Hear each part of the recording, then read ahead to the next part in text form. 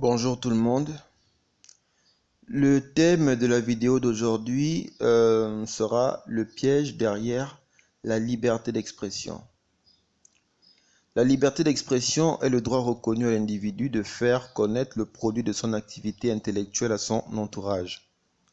Elle procède de la faculté de communiquer entre humains qui a longtemps été seulement considérée comme un simple phénomène naturel conditionnant la vie sociale, avant d'être solennellement érigée en liberté individuelle.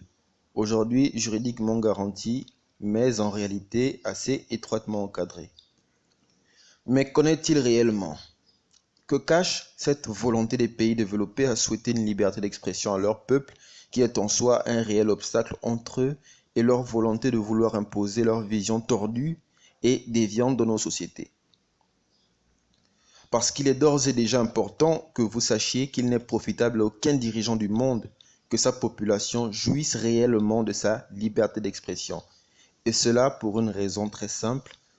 Au-delà de l'idéalisme social qui nous a toujours été vendu, qu'un dirigeant sachant s'accorder avec son peuple en prenant en compte leurs avis dans les décisions est le meilleur dirigeant qui soit. Sur le papier, c'est très beau, mais dans les faits, le bon dirigeant est avant tout un stratège qui saura se faire obéir. Certains ont cette capacité en faisant régner la crainte dans les cœurs de leur peuple, soit en s'en prenant physiquement ou moralement à eux, comme le font très maladroitement les dirigeants africains, ou soit en les faisant miroiter une pseudo-liberté d'expression sur le papier, alors qu'en fait, ils n'en font nullement cas, comme le font très adroitement les dirigeants occidentaux.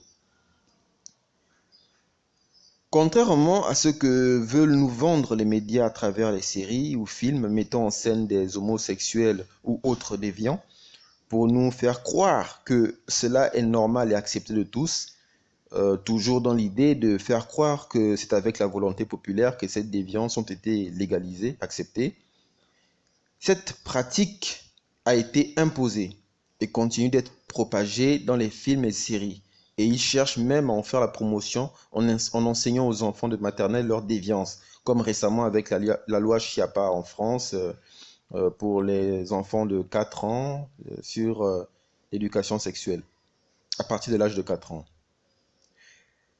Mais comment justement ces élites parviennent à manipuler le peuple à travers ce droit fondamental accordé à toute personne, la liberté d'expression?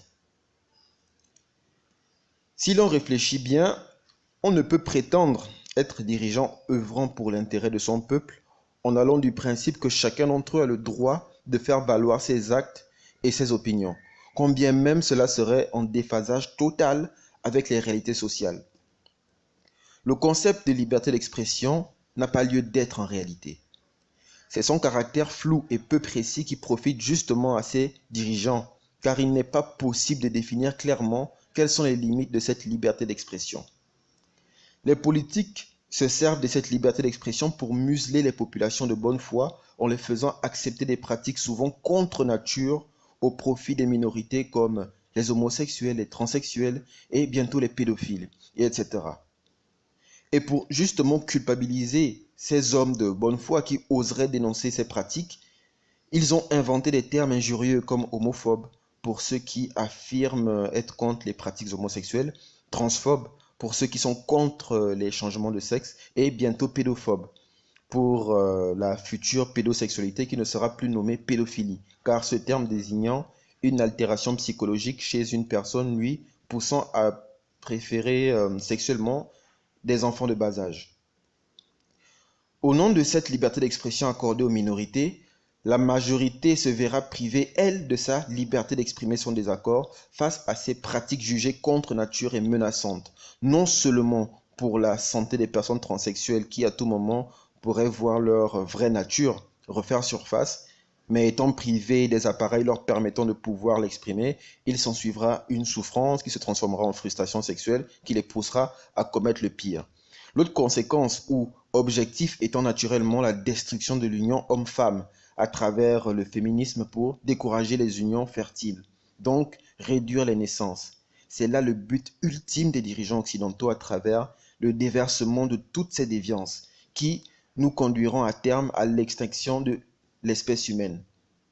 Cela arrivera si justement toutes ces déviances sont pratiquées et réussissent à s'établir dans les mœurs de tout l'Occident et autres pays dans le monde, surtout prenant en considération le fort taux de décès par jour par rapport aux naissances. La liberté d'expression est la capacité pour toute personne de s'afficher fièrement dans sa culture et ses préférences. Or, comme les dirigeants ont pour but de déconstruire, le nouveau mot politiquement correct pour dissimuler le mot détruire, les valeurs sacrées des religions qui sont un obstacle entre eux et leur but de pervertir les sociétés. Ils y sont quasiment déjà parvenus avec la religion chrétienne, leur dernier grand obstacle étant l'islam contre laquelle ils s'acharnent de toute leur force. La liberté d'expression est un coup de maître occidental pour justement condamner la vraie liberté d'expression. Comprendra qui pourra. Je viens de suivre une intervention d'une youtubeuse que vous devez connaître, faisant aussi dans les alertes sous le pseudo de Virginia Vota. Alors, Virginia Vota critique une petite fille musulmane de culture, pourtant bien portante, joyeuse, aimée de ses camarades, etc. Mais voilée, hélas, sous le motif que le fait que ses parents lui imposent, entre griffes, un voile serait faire entrave à la liberté d'expression de cette petite fille, qui, pourtant, n'y voit aucun inconvénient et semble même très heureuse ainsi. Donc, au nom de l'image négative que l'accoutrement de cette petite fille renvoie à Virginia Vota, sans pour autant prendre en compte les propres sentiments de la petite fille, cette dernière devrait se comporter comme elle le souhaite. Et le fait que Virginia Vota justement critique son accoutrement sur la seule base de ses sentiments n'est justement pas là une entrave à la liberté d'expression de cette petite fille musulmane? Parce que, au même titre que la culture musulmane recommande un style vestimentaire à tous ses fidèles, autant Virginia Vota, dans sa mentalité, dans son style vestimentaire, est soumise à ce que la culture chrétienne lui recommande. Si ce n'est pas la culture chrétienne, c'est la culture imposée par la société dans laquelle elle vit. Et qu'elle le veuille ou non, c'est ainsi que les choses se passent. C'est ainsi que ça se passe pour tout le monde. Donc, si cela n'est juste pas de l'islamophobie camouflée, qu'est-ce donc?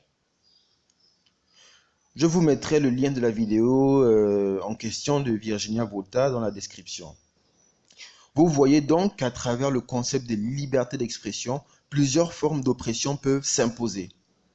Il nous appartient donc à nous de nous montrer supérieurs à ce que la langue française décide de faire de nous et de prendre les décisions les plus raisonnables pour que règne toujours l'ordre dans nos sociétés. Sinon, nous courons à la catastrophe. Donc voilà.